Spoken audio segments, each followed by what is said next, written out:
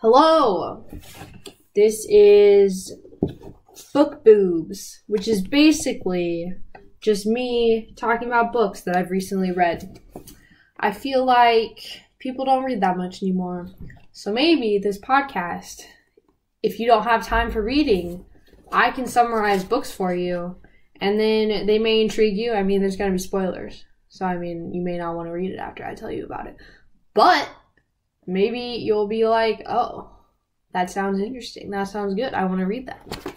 The book I've most recently finished is It Can't Happen Here by Sinclair Lewis. What drew me to the book is I was at a bookstore and they had this stand and the stand said banned books. And I looked at them and it was like To Kill a Mockingbird, Animal Farm, 1984. And I had read all of them except for It Can't Happen Here. So I was like, oh, well, let's give it a try. What I found most interesting about this book and how relevant it is to today. Like, so fucking relevant. The book is literally about a presidential election, and this was going on I was reading it while the election was going on, and it's so relevant to what's going on today. I believe it was written after. Oh, it was written. Wait. Was it written before or after World War II? I think it was written after World War II. But it says it was published in 1935. Hold on. Let me look. Yeah, 1935. I do believe, though.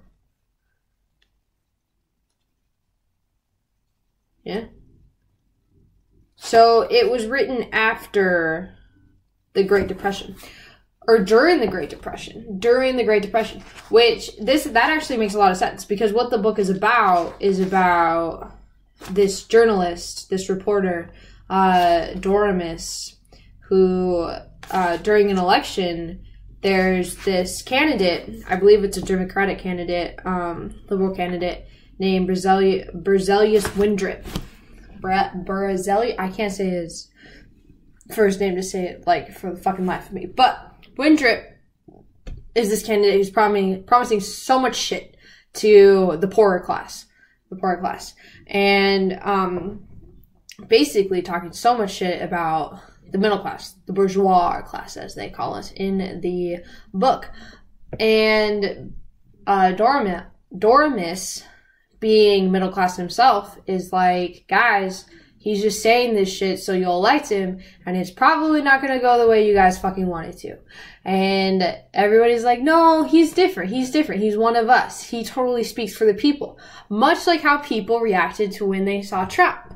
If any of the shit that Trump said came from the mouth of one of the other politicians, I guarantee 100% that the public would have been like, that motherfucker's crazy. I don't want him to be president or her to be president. But because Trump is such an outcast already, such an outsider, shall we say, he isn't, but we perceived him as one, that changed everything. And so even though what he was saying was fucking crazy, people listened to it and was like, he's such a truth speaker. He says things that no other politician would dare to say. That is not necessarily always a good thing. But that's very similar to this Winthrop guy in this book. He said shit that no other politician would dare to fucking say. And that's what drew people to him. And, I mean, obviously he gets elected. He has this motherfucker, I can't remember his name, but he has like this right-hand guy who's even more terrifying than him, which reminds me a lot of Mike Pence. But yeah, this guy basically speaks for Windrip. He's the real puppet master. Can't remember his name. But yeah, so Windrip gets elected. Doremus is like, guys, this is not good. He understands the appeal of Windrip, but he's like, it's not real. He even goes sees Windrip speak publicly, and he's like, I understand this guy is charming, but what he says is not accurate at all. And I mean, I understand that in the same sense as Trump. While he's disgusting, there is something endearing about him. Like, shocking as that sounds, there is something about him where you're like, not attracted to it, but it is a type of understanding. I don't know, it's fucking crazy. I don't even know how to explain it myself, but there is something there. But with Windrip, that's how the people feel. And so he's elected, and obviously things just go downhill from there. He has these supporters who start unifying when he's during the election, and they're actually made into like a real organization when he's president, and it's basically his own military. They're called Minutemen, and they're just these like this radical group who are uber supporters of Windrip and his presidency. And they basically start rounding people up who talk shit about Windrip. Slowly but surely, things get worse and worse and worse and worse. And Doremus totally sees it. I don't want to get into the whole details of the shit that goes down, because, I mean, there's a few spoilers I just told you there that he becomes president and shit hits the fan. But I don't want to give away too much. I do think it's a really interesting read, and I love this book was published fucking decades ago. But I have such respect for an author who can write shit that is relevant like 90, 60 years from the time that they wrote it. Like, it's just so interesting that they write things that they could see happening or that's happening now, but still in a way that's relevant to today. Such as Sinclair Lewis wrote this. I haven't read anything else from this author. I know that he hasn't had many huge books, but there were a few. His 5 major novels were Main Street, Babbitt, Aerosmith, Elmer Gantry, and Dodsworth. I have not read any of those. This is my first Sinclair Lewis novel. I liked his writing style a lot. I thought it was not pretty easy. It was very easy to follow. I understood what was happening the entire way through. I think that it reminds me a lot of, what is that book? A Brave New World.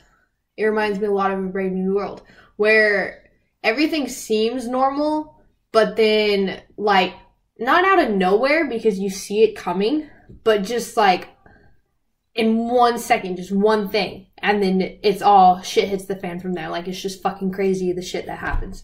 So, I really like books like that. I'm trying to read more books along those lines rather than just reading anything. Yeah, I made a rule with myself, and I don't know if you guys have trouble reading ever. I mean, I definitely do. I listen to audiobooks a lot now too, so I technically listen. I read It Can't Happen Here, but I listen to a lot of books too. But I've made a rule with myself that I have to finish it what I start. I have to finish what I start, and I feel like that's helped me a lot with reading. I don't know. I just think that reading is one of the most important things that a person can do, because it does make a person grow, whether it be through expanding your imagination or just helping you. Reading helps just thinking. Like, it just helps the brain. I feel like it's good for your brain to be constantly absorbing knowledge through books, not just watching it on TV, because when you watch it on TV, it's there. You see it. You don't have to make connections. You don't have to see things through your own head. Like, it's just there. So I think reading is really, really, really, really important. Yeah, so that's It Can't Happen Here. Sinclair Lewis. It's a really good read. I would recommend it, honestly, I would. Especially for our current situation. I mean, we have Trump for like another fucking 3 years, so I would read it and just stay aware of our own president, because, I mean, he's doing shit every single fucking day. And we're like, it can't get any worse than this. It can't get any worse than this. It's gonna get fucking worse than this. Well, let me tell you what. I mean, there's no obvious solution. I mean, even if we got rid of him, I mean, there's gonna be another bad guy who takes his seat. And, I mean, at least he's a fucking moron, right? Alright. This is Book Boobs. Peace out.